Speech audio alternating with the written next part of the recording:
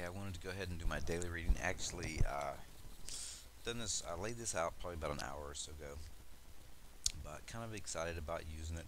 I'm using my Druidcraft, but what I done is take my Druidcraft deck and I cut it down, which I was talking about before about cutting the borders. And this, I love this deck, but it's really large, really huge, and hard to get my hands on and use it. So there's quite a bit that got chopped off. And all I did is cut off the borders off of these. And now they're so much smaller. Very, very easy to use. Fit in my hands well. Easy to shuffle. Love this deck. Um, just a huge difference there. Now, this here is a corner cutter.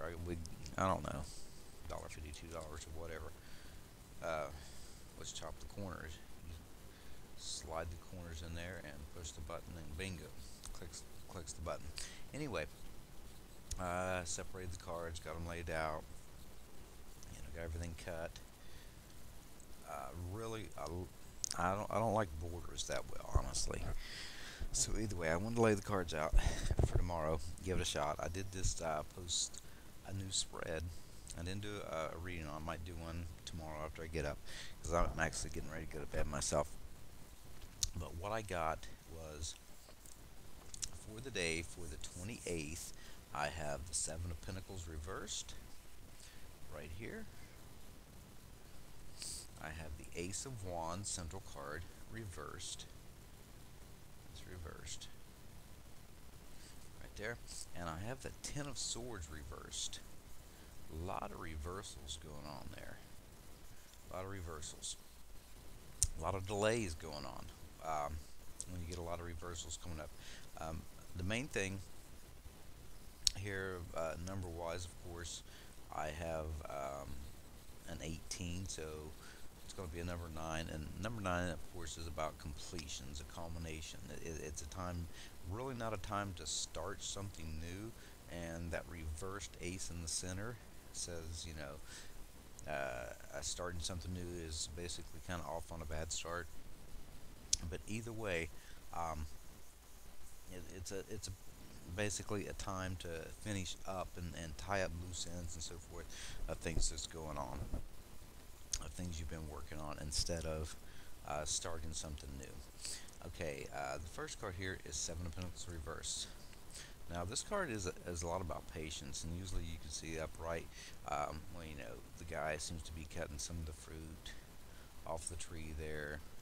A lot of times it's about patience and the harvest. But when it comes up reverse, it's telling me giving up too soon, giving up on something instead of waiting for that things to become fruitful, and also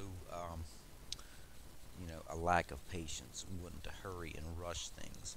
So that's just sitting beside this card right here. That there can be an ego energy if these two cards are working together, because with this ace reversed, it can very well be pushing too much with that ace of wands, because of the lack of patience that's going on there. So there's a strong energy there with the lack of patience, and this being an earth energy is maybe a lack of being grounded also. So a whole lot about with it being the number 9 for the day, of being patient. Learn to be patient. Don't give up. Something hasn't completely come to an end just yet. Before you take off and move to something new, you need to go ahead and have patience and work through something. Okay, the Ace of Wands reversed, the central card there.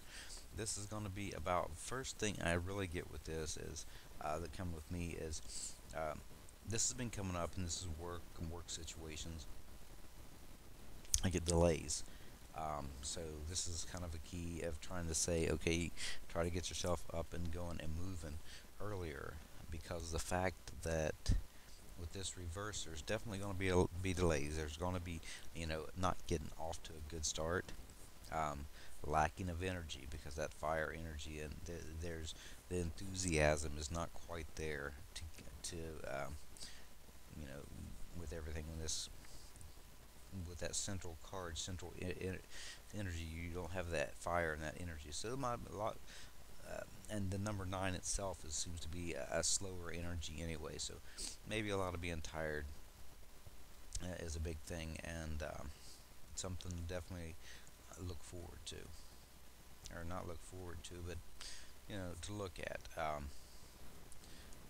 With that being the central issue right there, and then that buck is standing out.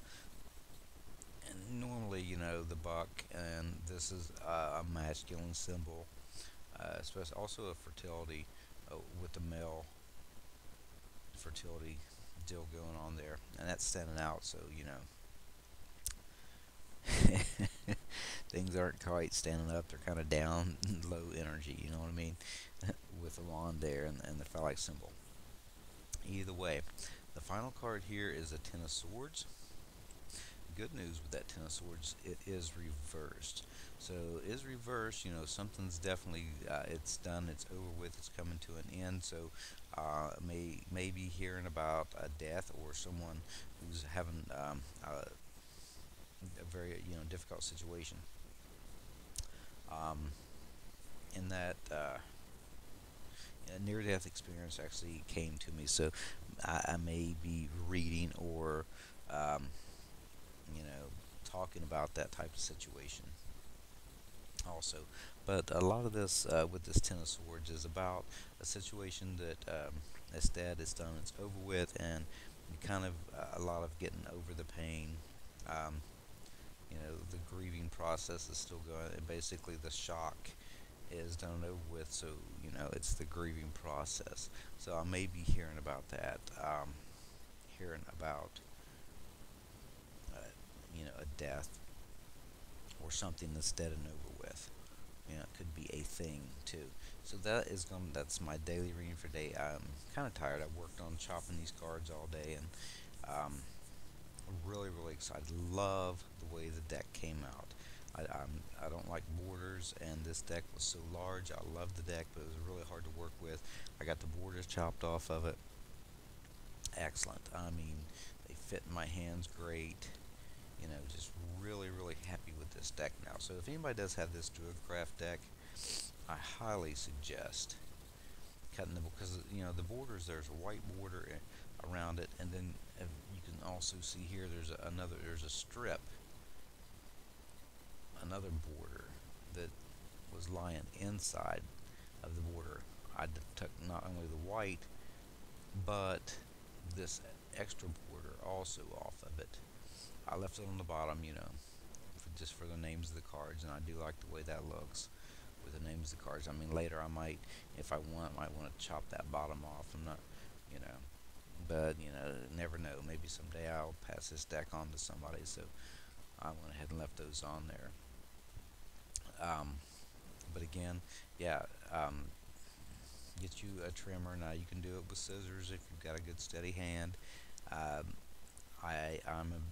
have no problem doing that. I do suggest if you do that to get some real fine sandpaper and holding the deck steady and sand all around the edges. Or again, if your hand's steady and the deck comes out good, you don't have to worry about it. But spend a couple dollars and get one of these corner cutters. You just slide it right in there. The card fits in there, and you push the button, and bingo, it rounds the corners off for you. But I highly, I've had other people tell me that they have difficulties with this deck because of the size of it. There's other decks that I have also that I'll probably be cutting later. But either way, I really suggest that this is a fantastic deck, and with those borders chopped off of there, it's very easy to work with. Really like that a whole lot. So anyway, that's going to be my reading for the day, and everybody have a great day, and I'll be posting some more spreads later.